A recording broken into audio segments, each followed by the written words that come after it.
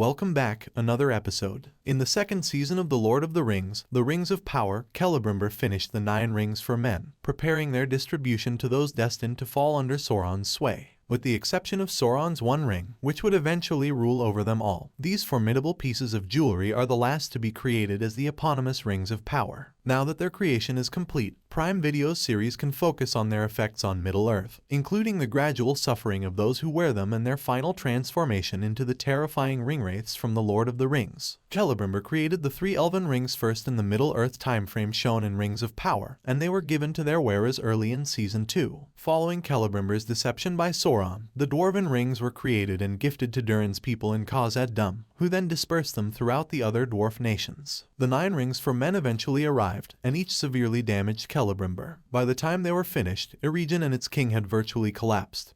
But Sauron had planned this entire thing in Rings of Power. The 19 Rings of Power created in Eregion were all meant for elves, according to the canon of The Lord of the Rings, but Sauron stole 16 of them and gave 7 to the dwarves and 9 to the men. But Rings of Power took a slightly different approach to this tale. According to this version of the story, the 7 and 9 were created specifically to be gifts to these various Middle-earthian races. As Anator, Sauron persuaded Celebrimbor that men, who had bestowed onto their race stars such as Beren, Tuor, and the half-elf Eärendil, were also deserving of these magnificent rings. Of course, Celebrimbor was unaware that Sauron planned to subjugate great monarchs of men, such as the Númenóreans, through the power of the 9. In Rings of Power Season 2, he went on to say that this was for their own benefit, and would help Middle-earth achieve a great and long-lasting peace. Tolkien devotees vigorously discuss where the 9 rings for men are by the events of Lord of the Rings. The 9 were still wearing their rings on their fingers when Gandalf declared before the Council of Elrond that they were with the Nazgûl. Later on, though, it is said that Sauron holds the 9, suggesting that he returned them. This has given rise to the theory that Sauron needed the 9 to subdue the Ringwraiths in the absence of his one ring.